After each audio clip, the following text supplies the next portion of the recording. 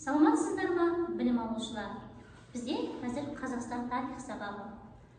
Барлығымыз сабаққа дайынбыз ба? Ендеше оқулығымызды ашып, дәптерімізді ашып, сабаққа дайын отырамыз. Жақсы оқушылар, ендеше бүгінгі сабағымызды бастамас бұрын бір-бірімізге топтағы оқушылар жақсы тілек сөздерден бастайық. Сабағымыз айтты. Бүгін сабақта беске оқы. Саған бүгінгі сабаққа сәттілік тілеймін. Сабағымды жақсы оқы. Сабағымды беске оқы. Бүгінгі күнге сәттілік. Сабағымды беске. Сабағымды беске оқы. Бүгінгі сабаққа сәттілік. Жақсы бол. Сабаққа беске. Бүгінгі күнге керемет болсын. Рахмет. Егер қандай тапсырма берілді? Жақсы, сабаққа дайынбыз ба? Жақсы, ендеше біз сабағымызды миға шабуыл әдісімен бастайық. Бірінші сұрақ, сақ жерінен бірінші даридің жорық жасауының себебі. Керді өлтірген үшін кейген сақтары кейген алғысы келді. Жарайсың, қане үш апалап. Жақсы, әрқашан үшін қалай күресті? Нұрай. Сақтардың қолбасшысы өзінің Дарийдің қасына барып киімін жыртып өзінің жерін сақтап. Сақ батырларын атап беріңіз. Өткен сұрақта мен ұттым ғой сақтың баты. Патшайым өлмеді. Я айбар. Сақ патшайым тәмелей. Дұрыс, сосын батыр жігіт өлмеді. Шырақ. Жарайсың. Ары қарай. Төртінші сұрақ, шырақтың ерлігі туралы әңгімелеңіз. Шырақтың ерлігі туралы бір сипаттап әңгіме сөйлеші. Кім шырақ? Қандай? Кім? Шырақ ол батыр өз жерін қорғап қалған. Тағы, батыр. Көрген? Ержүрек. Тағы. Шырақ өзін елі қорғасы келіп, бірінші Дарийдің аскерлерін Суреттер арқылы ой толғаныс әдісі. Бұл суреттегі көріп тұрған тұлға кім?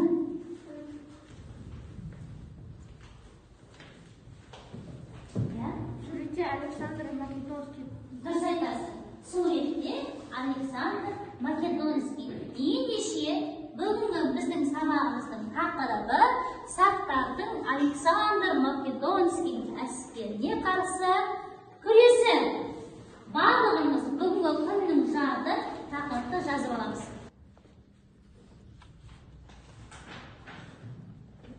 Ендеше бүгінгі біздің сабағымыздың тақырыбы Қазақстан аумағындағы ерте көшпелілердің халықаралық сахнадағы орнын әрі қарай енді топтық жұмыс жасаймыз.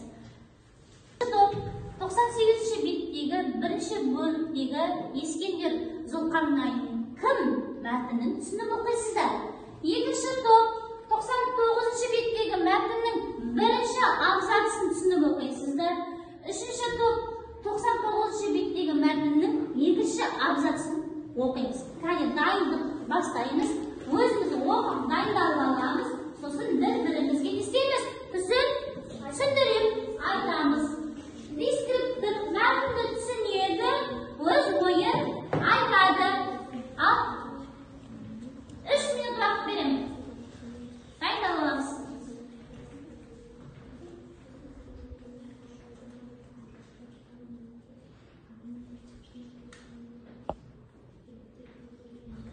Әрі қарай кім дайын бірінші топта? Я, келе қойыңыздар. Александр Македонский тарихта есімі ерекше аталған қолбасшылардың бірі. Ол шығыс әлеміне Ескендер Зұлқарнайын есімімен әйгілі болды. Себебі оны шығыс халықтары оны қос мүйізді деп атады. Сөз тарап, содан кейін ол қос мүйізді атанды. Қос мүйізді дегеніміз ол батыс пен шығысты бағындырып отқаннан кейін оны қос мүйізді деп атады. Шығыс әлеміне жорықтан жасаған Александр Македонский ұлы әйгілі қолбасшылардың бірі. Ол Дарийдің бірнеше Александр Македонский бірінші Дарийге 30 мыңнан астам әскерімен бірге барып бірінші Дарийдің есе көп әскерінің бәрі тас талқанын шығарады. Содан кейін 327 жылдары әскери құрлықтар болады. Бірінші топтың жұмысы басқарма қатысымен бағалап жіберейікші. Өте жақсы, әлде орташа, әлде жаман. Қандай деңгейде айтты? Молодец, жарайсыздар. Ары қарай. Македонскийдің сақтармен соғысы туралы деректер қалдырған. Александр Македонскийдің орталық Азияға жасаған жорықтары туралы Ариан Курци Кивинцруф. Үшінші топтан бізге кім айтады? Келі Оныргүл. Александр сақтарды соғыста тізе бүктіре алмады деген мәлімет келтірді. Ары қарай үшінші топты бағалап жібереміз. Жақсы, иә?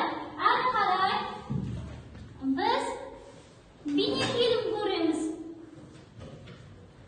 Бейнефильмнен көргеннен біз бүгінгі бейнефильмнен көретін мәліметіміз сақтардың Александр Македонскийға қарсы күресі. Ендеше балалар, біз жаңа бейнематериалды көрдік. Бейнематериалда Ескендір Зұлқарнайын кім? Александр Македонский. Я, кім ол? Ол тарихтың ерекше есіммен аталған қолбасшы. Я, тағы. Шығыс әлемнің Александр Македонский. Я. Батыс пен шығысты бағындырған қолбасшы. Александр Македонский қай жылдардың аралығында өмір сүрген? 356-320. Я, тұтас. 320. Жұмыс жасаймыз. Дәптергенде жұмыс бізде сөздік жұмыс. Бұл жерде жорық, партизан, жолаушылар деген сөздер беріліп тұр. Жорық деген сөздің мағынасы бұл шабуыл деген мағынада. Яғни жорық жасай отырып шабуылдау, иә? Енді жеке жұмыс жасаймыз. Барлығымыз ұялы телефонымызды алып, біз күнделікті сабағымызда қолданып жүрміз, иә, жамбырт әдісін. Сол жамбырт әдісін мен қазір сіздерге сілтемесін жіберем. Сол арқылы сіздер сол тапсырманы орындайсыздар. Сол жамбырт әдісінде бұл оқулықтағы мәтін және жамбырт әдісінің ортасында ұялы телефон арқылы орындаймыз, иә? Бұл тапсырмада бізде тұлғаның суреті тұр. Тұлғаны танып, тұлға кім бұл? Соны жаңа айтқандарымызда барлығы осы жамбырт әдісінде орындаймыз сақтасындар. Не істіртіға бағына орындаймыз? Мәтін мазмұнын түсінеді және тұлғаны анықтаймыз.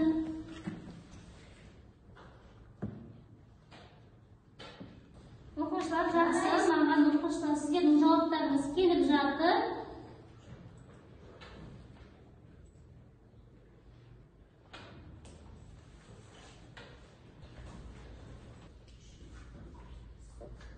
Жақсы балалар, маған жауаптарыңыз келіп жатыр. Жарайсыздар, әлде де белсенді боласыздар. Қандай смайликпен өзіміз керемет жасап жіберейік. Керемет, жақсы. Ендеше сақтардың Александр Македонский әскеріне қарсы күресі туралы жазамыз өзіміздің ойымызды.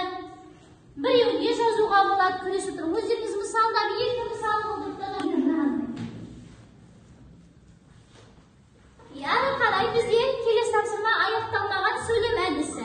Бұнда берілген сабақты бүгінгі сабақтан мен ары қарай жалғастырасыздар. Нені түсіндіңіздер? Соны айтамыз. Я, кім айтты? Я, көрген.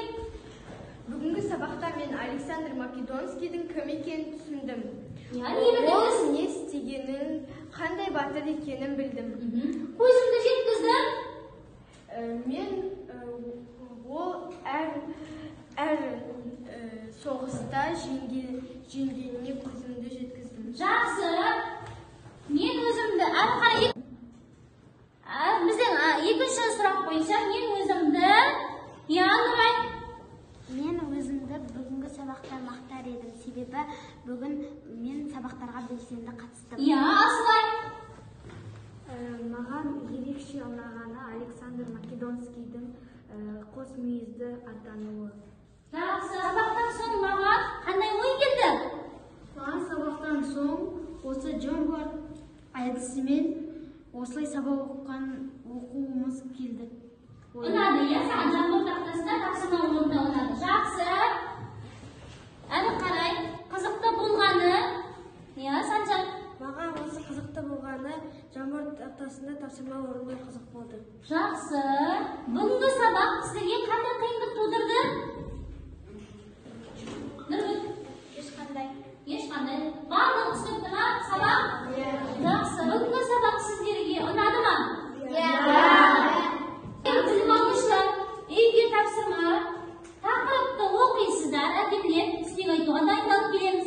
Екінші, сақтардың Александр Македонский әскеріне қарсы күресі туралы интернет желісінен қосымша мәліметтер жинақтап келеміз. Жарай ма? Тақырып түсінікті болды ма? Жақсы. Ендеше бүгінгі біздің сабағымыз аяқталды. Келесі кездескенше сау болыңыздар.